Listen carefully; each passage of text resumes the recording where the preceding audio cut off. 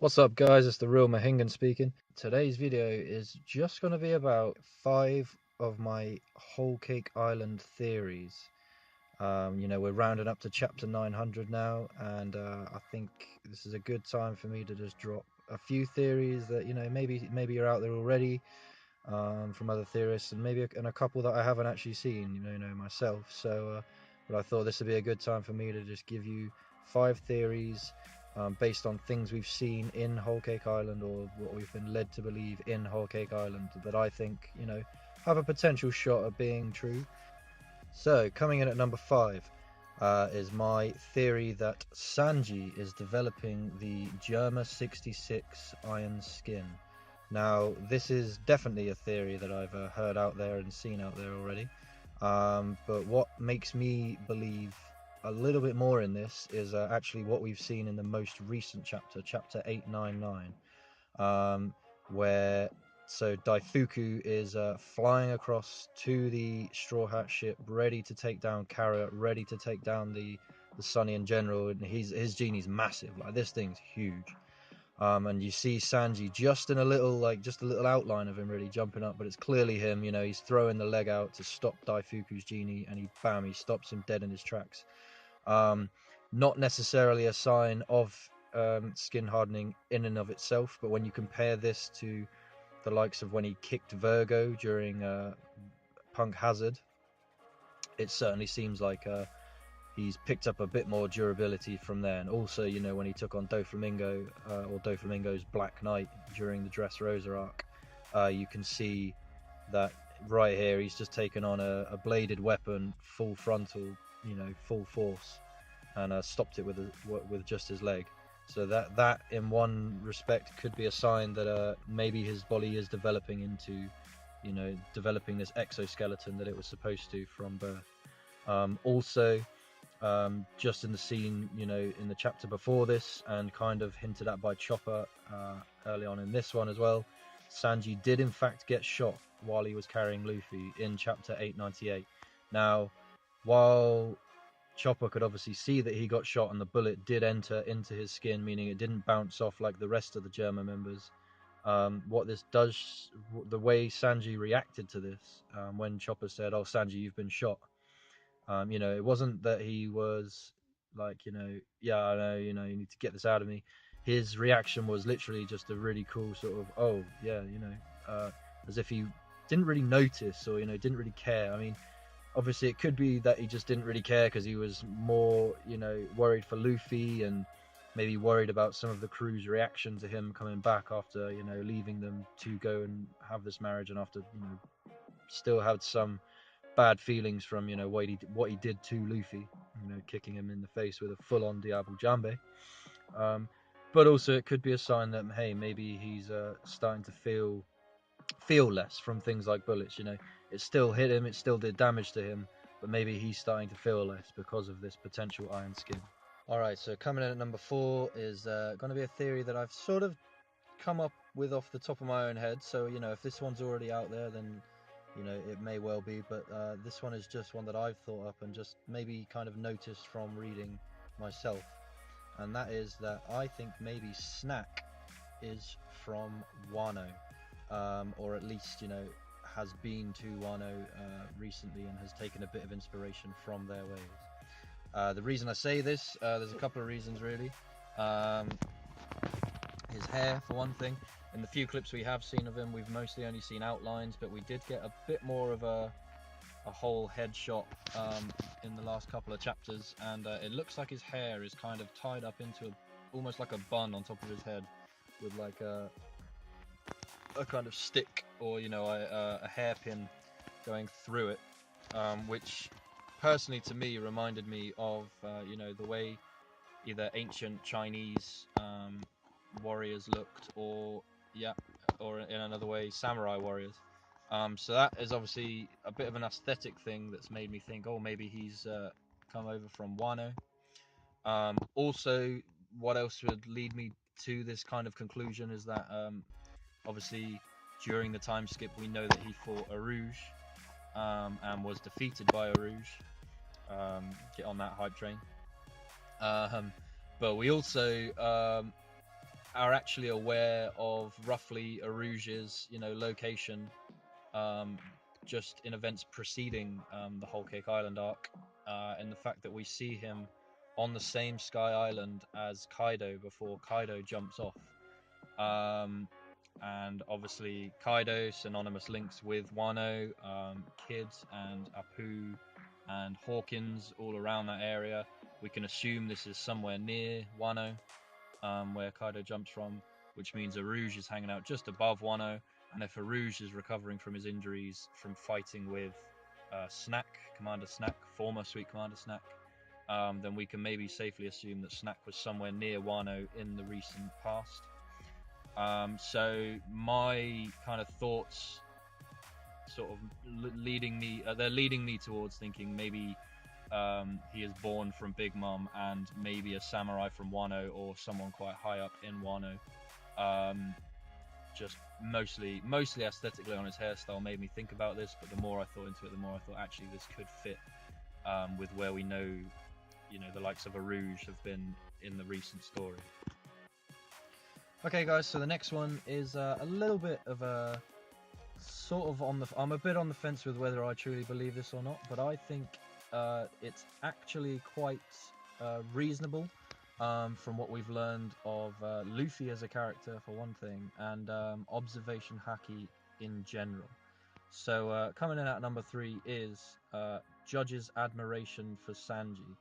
And what I mean by this is, obviously, Judge comes across like, he hates his son, he thinks he's a failure, he's a good for nothing, he has no royal, he doesn't act like a royal should, he's always sticking up for the little guy and, doing things that just really get on Judge's nerves in general. And while I believe this definitely was the case at the start of this arc, Judge really did have no good feelings towards his son. I think that kind of shifted a little during the Tea Party when Sanji stepped in to save all of them. Really kind of threw down the gauntlet to his dad and said, basically refused to acknowledge him as his father. And as much as you might think, oh, this just pushes Judge further the other way, further in the direction he was already thinking, I think it may have done the opposite, and actually maybe it has endeared Sanji a little bit more to Judge than he maybe had before. Now, in the most recent chapter, we obviously saw that Judge was shouting down to Luffy and Sanji on the Sunny after saving them from the Smoothies fleet coming after them, saying things like, he's a good for nothing. He all he can do is cook. He doesn't act like royalty. He doesn't even have skin that can bounce bullets back. He's a complete failure.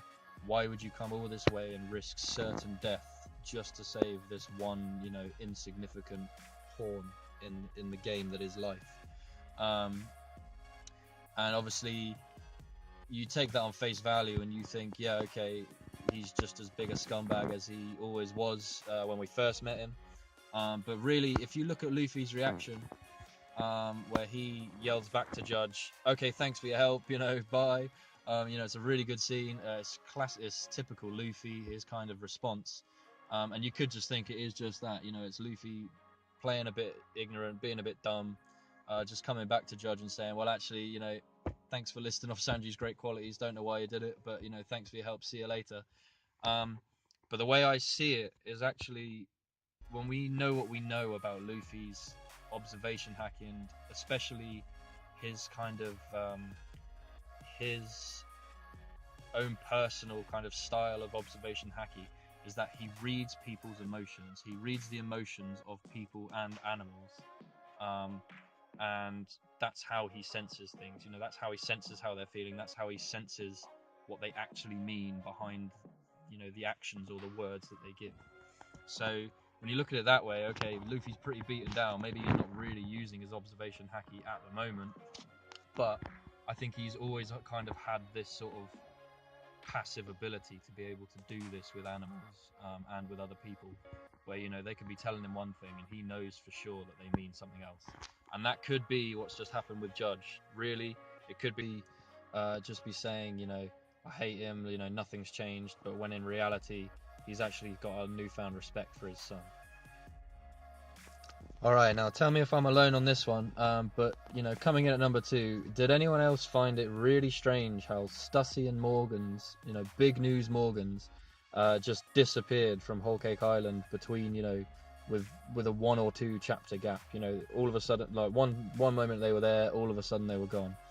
Now this kind of harks back to I say harks back. This sort of harks to a theory I saw just a few days ago from Joy Boy, who talked about the secret entrance into the mirror world, specifically Brulee's house, which sits on either side of the mirror world. The theory is that actually you can enter the mirror world without using Brulee as your kind of key if you just go in through this house, which I believe is situated in the Seducing Woods. So this theory is basically number 2. What if Big News Morgan's, and maybe Stussy, but mainly Big News Morgan's, what if Big News Morgan's is in the mirror world? So you got to look at this and think, well, actually, it's fairly plausible. They disappeared very quickly. They surely couldn't have gone far. If they have gone, far in a short distance of time, what's the best way for them to do that? Probably the mirror world, unless they had some other secret means of transportation we're just not privy to.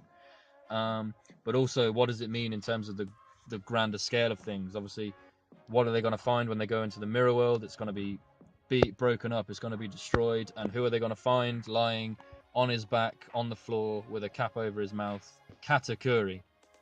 Now, obviously, there's some big implications to this in terms of the world in general, in terms of the Big Mom Pirates. It could be that they actually take the hat from Katakuri's mouth, take photos of him. Everyone discovers, exactly what's going on under that scarf. They see the jaw, they see the teeth. This will get revealed to the world at large, let alone the Big Mom Pirates. Could have some massive implications on Katakuri. Could lead to him being exiled from his own family, which then leads to very interesting plot development down the line with the Straw Hats.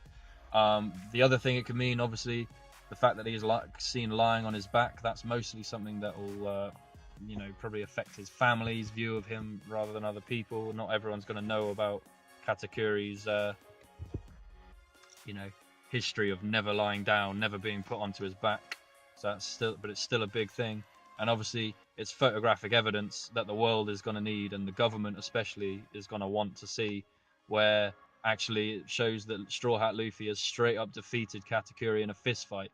We as readers know it didn't quite go down that way. It didn't quite throw down as evenly as that, and it come out as Luffy as the clear victor. But what does the world see from a snapshot? They see victory as the winner, Katakuri as the clear loser. It means a massive impact on the world at large.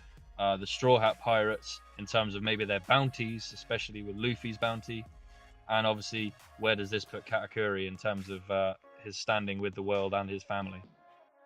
Alright then guys, so at number 1 we've got the main lady herself of this arc, Big Mom.